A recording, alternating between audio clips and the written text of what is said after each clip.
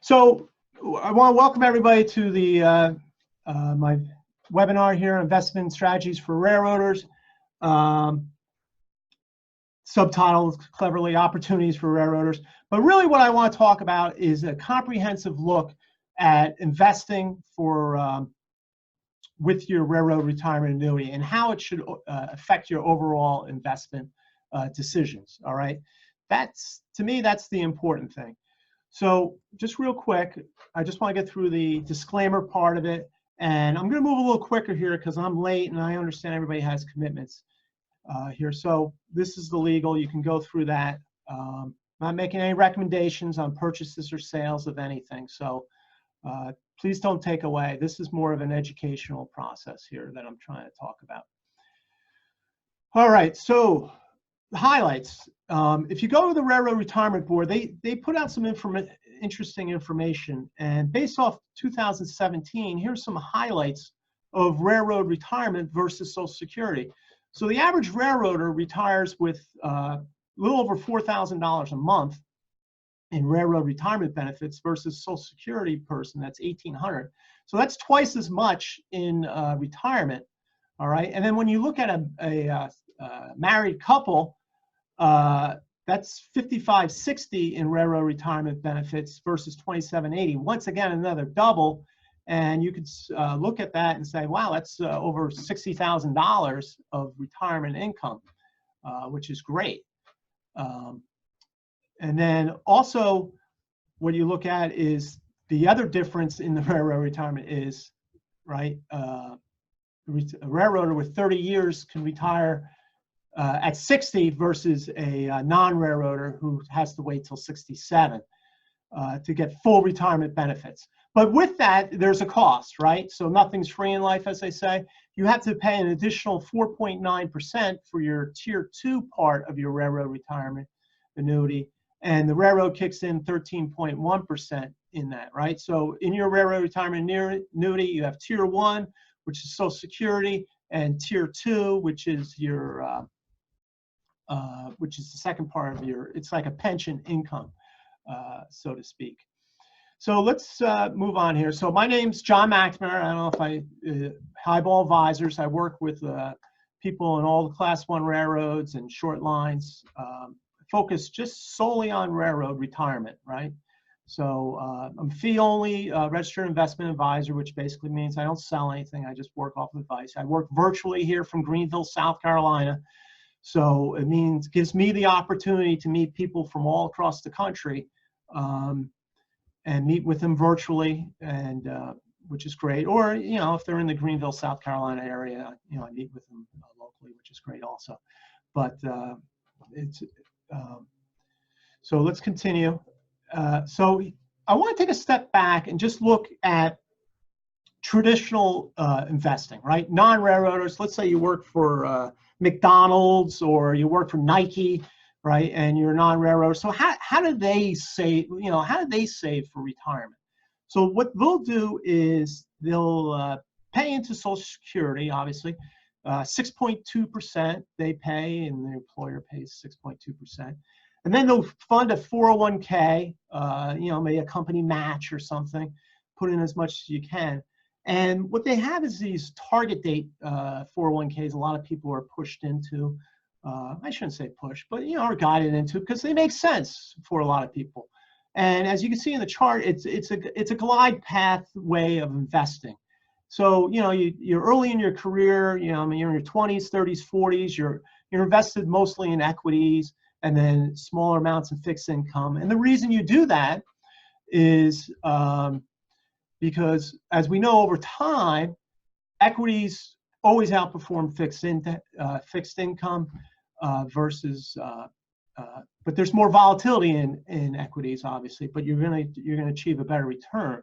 So what they say is, okay, go with your equities as long as you can, but as you're nearing retirement, we need to pare down that because we need for you to get into retirement with a good lump sum amount of money. So they'll start paring down the equities and start putting you more into fixed income and bonds.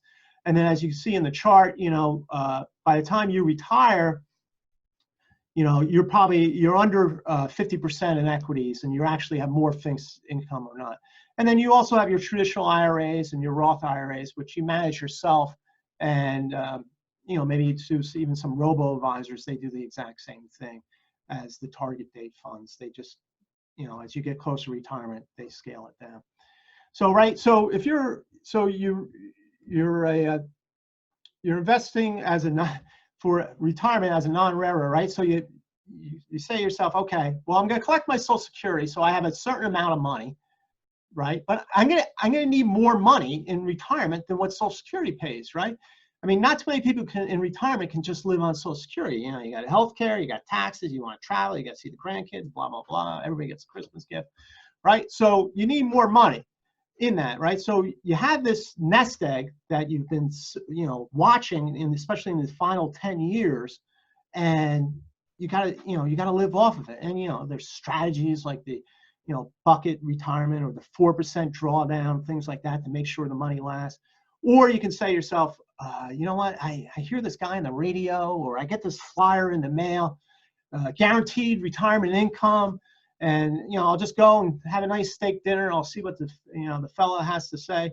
And they talk about guaranteed retirement income, and you get sold an annuity, but you have retirement income, and off you go, right? So there's ways to generate retirement income through annuities, or you can go to the bank and get your 2% CD teaser rate. It's probably even lower now. Or you can do a bond ladder. So there's ways to generate, but they're all expensive. These are the way non-railroaders have to go out and get retirement income, right? Because they need that retirement income. So how do non-railroaders, right? So non-railroaders I've talked about on the left, but let's look over on the right side of the screen at railroaders. So they are funding, obviously they're tier 1, which is Social Security, as we talked about. Tier 2, right? 4.9%, 13.1 for the railroad. 401ks, IRAs, that's similar. And then in retirement, tier 1, tier 2, okay? 401ks, IRA. So let's talk about this, right? So this is a little different because it's all about the tier 2, right? This is what I'm talking about. This is the power of tier 2. So let's take the example of the fellow on the right. He's full retirement age, 67. He's got $1 million in his 401k, and he says to himself, "I need another $2,000 a month in addition to his Social Security." Right? So he says to himself, "I'm going to go out. I'm going to go purchase an immediate annuity." I went out to the dinner, and the fellow sold me an annuity. He says it guarantees me $2,000 a month. I just hand over a check to him for $363,000, and the rest of my life, I will have $2,000. Say, okay, great. So he writes the check out of his $1 million. Now he's down to, what is that, $637,000 of his nest egg. But he does have his retirement income of Social Security and now this annuity, but he's short of that. Now let's look over on the right, the railroader. So let's say he gets retired, full retirement age at 60, and let's say he has $1 million, right, in his 401k. And he needs $2,000 a month in addition to his tier 1, / Social Security. But wait a second, he gets to collect his tier 2 annuity, right, assuming he's worth 30 years, because he's retiring at 60 at full retirement age. So we know he's worth 30 years. And 5 of those years, just 5 of those years, he's maxed out the tier 2 benefits that he's paid in. So now he's going to receive $2,120 a month, all right? And he hasn't spent a dime at the annuity dinner, right? He's now met all his retirement goals. So what I say is when you're investing, right? So let's put it this way. If that fellow, 30 years, he's been paying 4.9% of his income into this tier 2, and the railroad's been paying 13.1% into tier 2. We have to put a valuation on tier 2. So for 2020, that's $18,000 a year, and nobody's accounting for it. You have to account for it when you invest, because why are you investing? You're investing for retirement to get that retirement income. So if the 60-year-old railroader went out to the retirement dinner, to go by the annuity salesman would say, I can give you your $2,120 of retirement income, and that's worth that's going to cost you $453,000. And why you say that's more than the 67-year-old is because he's retiring at 60 and not 67.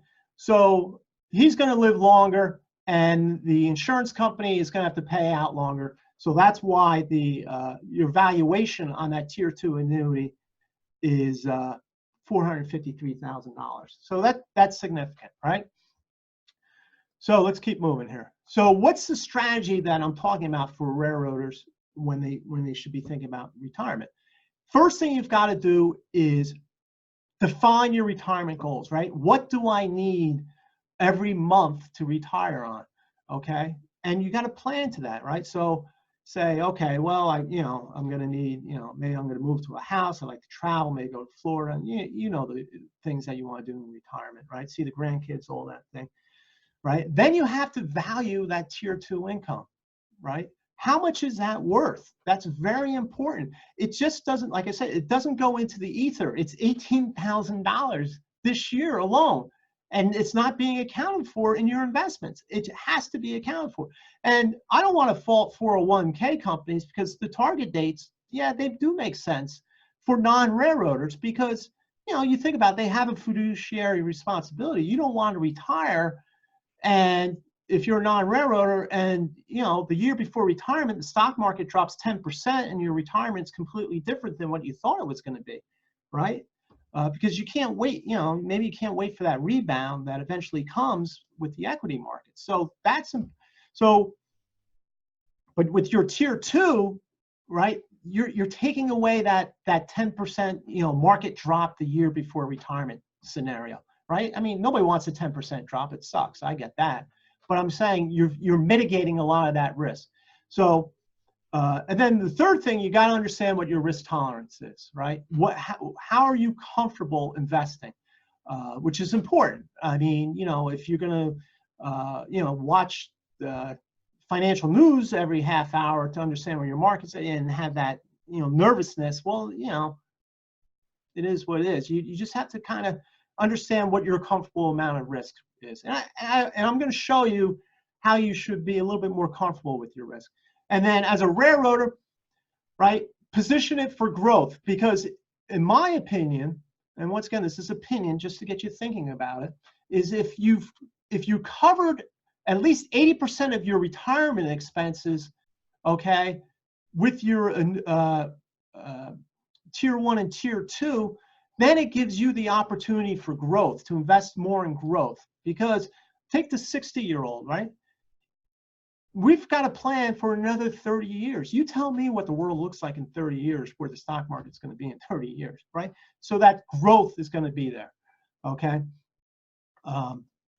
So just here's the way that I do it. And this is kind of the way, in fairness, if you do it yourself or if you're working with an advisor, you have to know what your tier 2 payouts are. So it's that railroad retirement experience, know what your tier 1, tier 2 payments are, right? So that way, and then, what I also say, understand your fixed costs. So I understand that, right? And then your investment strategies, your philosophy. So like my philosophy is, diversified portfolio, of course, and then what I like to use is just low cost ETFs, which I think are fantastic vehicles. Probably, in the last 10 years, they've really taken off. Just a great way to invest, to build a good diversified portfolio. And then the final thing that I use is and I'll show this to you in a minute, is technology called Riskalyze, where this helps visually demonstrate what I'm talking about. And as you can see down the bottom, I have, they look like speed limit signs. They're actually called risk number signs. And what we do with my clients is we go through a questionnaire and how comfortable you are with risk type questionnaire, and that generates a risk number, right? And we want to target our investments to that risk number, right? And so that's one part of the risk number, and the other part of the risk number is, where are you invested at currently, right? So if you had all your money in cash, let's say you had $1 million and it was in 4 different banks because you're so nervous, It's a FDIC insured, so you have $250,000 in each, right? What's that risk number? Well, the risk number is 1, right? It's between 1 and 99 or 0 and 100, right? Because there's nothing safer than the bank at 1, right? Or if you had $1 million and you had it all in a Bitcoin ETF, let's say you're investing in Bitcoin, that would be 99, because you're just driving like a maniac on this risk highway, and it's just sooner or later you might go off the road, okay? So that's kind of the risk number, just to get you thinking about, just to demonstrate that. So let me start here. I'm back here, and I want to share with you my screen on the risk number here. So, okay, stay with me, people. All right, so I'm sure everybody can see that. So for you fans of MASH out there, let's see here. Pardon me on that. So here's an example. I have, let's see, Frank and Margaret Burns. They're 50 years old, right? Both are 50 years old, just to make it simple, okay? And I just want to make sure in my, hold on a second here. I just want to make sure that I am, okay, yes, okay, good. All right, I'm glad you guys can see this now. So Frank and Margaret Burns, all right, they're, I gotta get rid of this here. Why is this up here? Pardon me about that. Okay. 50 years old, 20 years of railroad service. Frank's been in the railroad 20 years, okay? Annual salary, $125,000, okay? He's got $500,000 in his 401k, right? And, you know, he's saying to himself, 10 years away from retirement. I want to leave the railroad at 60. I'll have 30 years by then. All right. So what do I need to do here? Right. So he's getting nervous. He's like 10 years away. So, you know, they've looked at his risk profile. He's down to like a 40 risk profile. So we look at his portfolio, his 401k portfolio here. Right. So we'll take a quick look at this here as it winds up, and he's 40% stocks and you know, 60% equities. You know, it's a nice diversified portfolio from Fidelity, and you know, this portfolio's at a 38 risk. You know, this year, and with Riskalyze they do this. This year he can be anywhere 95% probability of up 12% to down 6.5%. So, you know, he's comfortable with that portfolio of $500,000. But what I said to him, I'll say, Frank, right? We're putting the money. You're paying into tier 2 every year. Let's look at that also, right? So if you factor in the value, right? His tier 2 annuity right now, what is that worth? You've been funding this tier 2 for 20 years. Like I said, the money doesn't go into ether. So if he was to go out and purchase that retirement income right now, that's worth $291,000. That's 60 years old to buy what he would be getting in income of 20 years of railroad service, not 30 years of railroad service. So 20 years of railroad service, your tier 2 is less, obviously, than somebody who has 30 years. So right now, and that number's updating every year. You've got to update that number when you're adjusting your portfolio. So that's worth $291,000. So his risky where he was invested at 38 before, he's actually invested at 29, because even though he has a 40 and 60 portfolio there, right, which is a safe, you know, safe investment, he has $291,000 basically in cash, because railroad retirement is as good as cash. I know that, if, you know, it's crazy. Some people's, you know, you hear the water cooler talk about railroad retirement going down. It's not going down, because it's a lot better shape than Social Security ever is.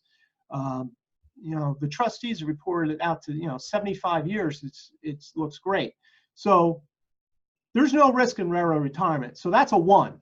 Okay. So now you're comfortable with that stream of retirement income. That's for sure. All right. So let's just let's just unmute that, right? So just to go back, so he's, you know, he feels, oh, I'm invested at 38, my risk is 40, that's perfect. But let's say that Frank and Margaret say, well, how about if you did a 70 and 30 portfolio where there's 70% equities and 30% 30% fixed income. That portfolio is a 59. And, you know, Frank would probably say, I mean, well, John, that's too risky. I'm a 40 and this is a 59. And then what I would recount is say, listen, once again, you have $291,000 sitting in cash. That 59 is a 42. You're really investing at your risk appetite. Because once again, what is the whole purpose of your 401k, right? Is to fund your retirement, right? You're funding your retirement. And if you've already have a significant amount of your retirement, 80% and above, as I like to say, in guaranteed retirement income, right? It's giving you opportunities. So let's see, let me demonstrate the opportunities that we have here.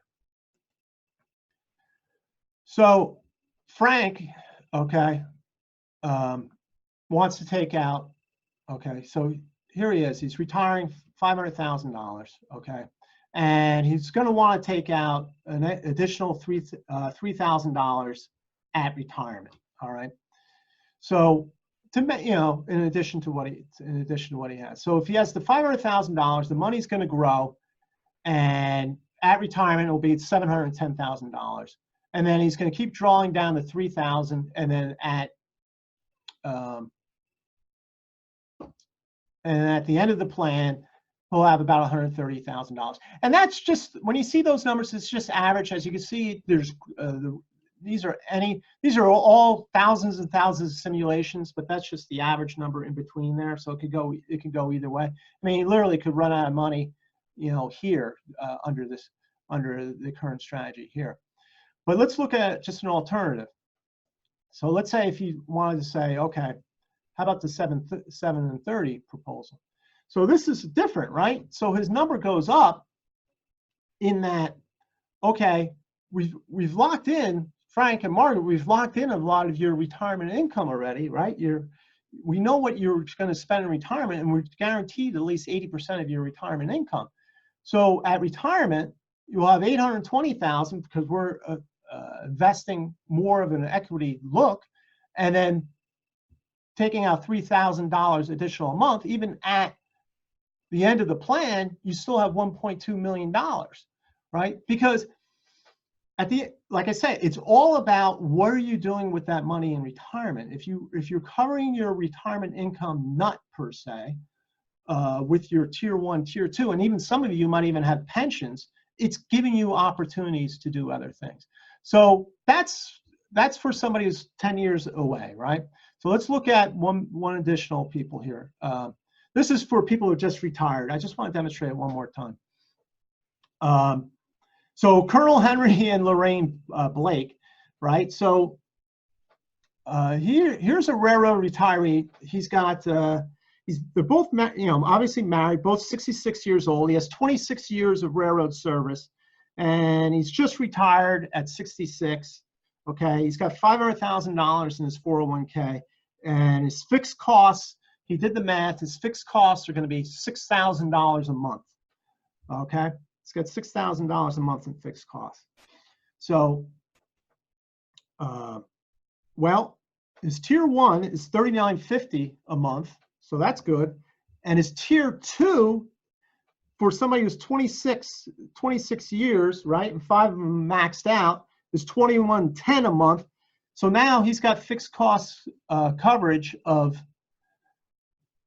$6,060.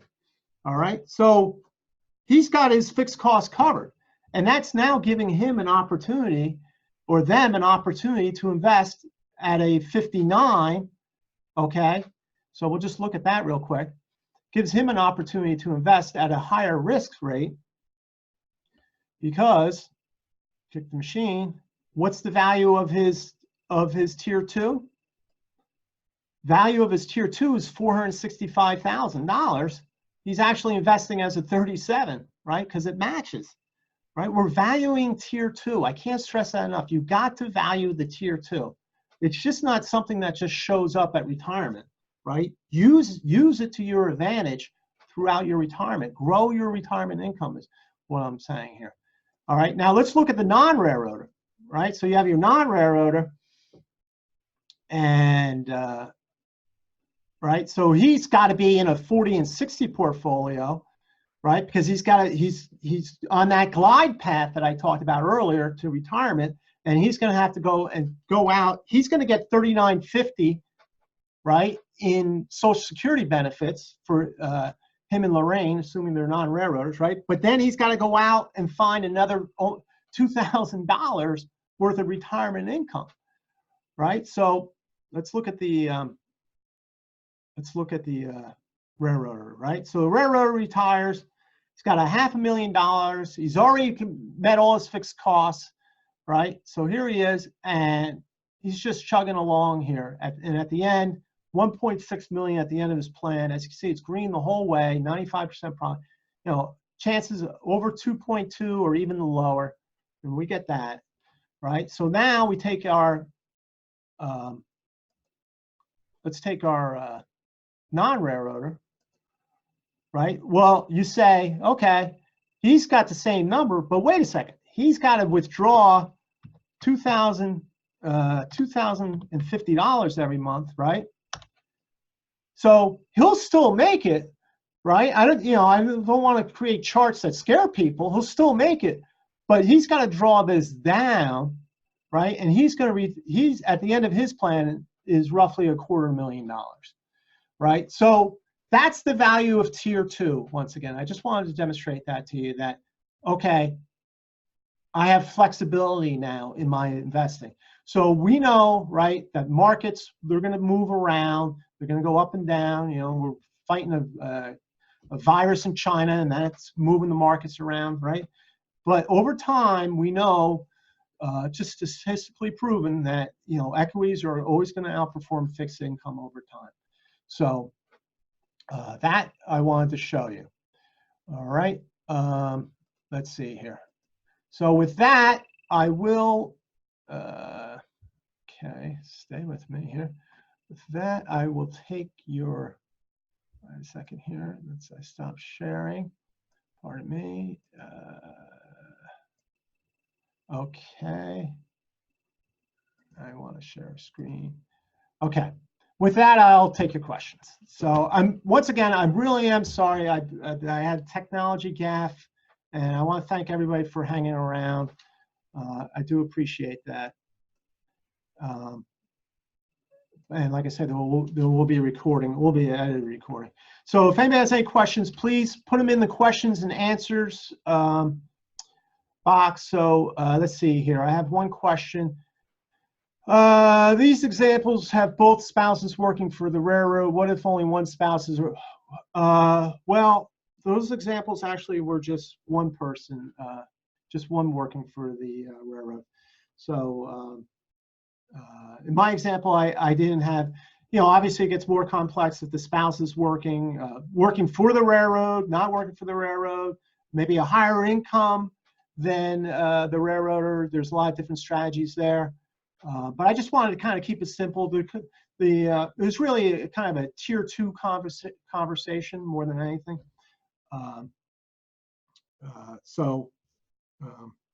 But everything's, you know, obviously I can't do all of them here. So let's see, I have another question. What happens if I leave the railroad after 10 years? How does this affect the strategy? That's a good question. So like I say, you're going to have to adjust now, right? We got to value your tier 2 every year, right? You have to put a valuation on your tier 2 every year, but you're going to have to change now because a 10-year tier 2 benefit is completely different than a 30-year benefit. So you're going to have to adjust and move back towards maybe closer to a glide path once again. Maybe not as severe because you're going to have that 10 years worth of tier 2 income, right? But you're going to have to go back to that non-railroader glide path. It might not have to be as severe, but you're going to have to adjust. So that's something to think about there. Another question: if I leave the railroad, then do I lose my railroad retirement?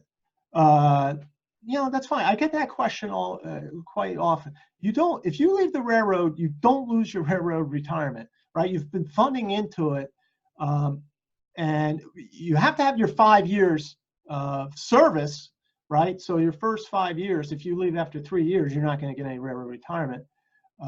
But after 5 years, you have to. So let's see here. I have a question here. Please talk about the benefits of a fee-only advisor over a broker-dealer firm. Okay, so a fee-only advisor like myself is, I guess the big difference is the compensation structure. Really, I think that's I get paid for advice that I give you, right? Or any advisor, leave me out of it. Any fee-only advisor. That's the big difference. So why, if I worked, let's say, for a big brokerage house, right? I'm probably going to, I'm on a commission, so there's certain products that I want to push. I shouldn't say push, sell. Or if I recommend an annuity, like for instance, if I say, there's a for my clients, there might be a term life insurance. I think you're a little weak in term life insurance, right? I wouldn't receive, a fee-only advisor wouldn't receive any commission from that. They just recommend it because that's in the best interest of the client, right? Why a broker-dealer or insurance salesman, they're going to get a commission. Same with, here's a mutual fund. I think you should be in, let's just say, an American funds mutual fund. Okay, well, that's, they're good funds, no doubt about it. But there's, to be honest, the broker is going to get a commission off of that, and they're going to get a trailing commission off of that every year. So that's kind of the difference. It's just the compensation structure, really. There's some great broker dealers out there looking in your best interest, but there's a difference. There's no doubt about it. So do your research, do your due diligence, as they say. What if someone retires at 20 years of a railroad career? Well, thank you for that question. So 20 years, right? That's still depends upon where you're retiring, right?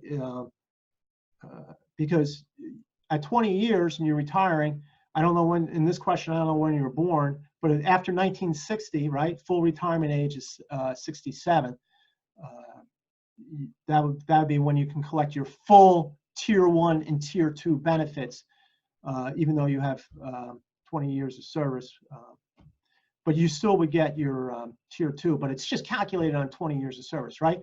It's your 5 highest earning years, or 60 months, times 20 years in this case, times 0.07, and that will give you your Tier 2 benefit. So you would still get that.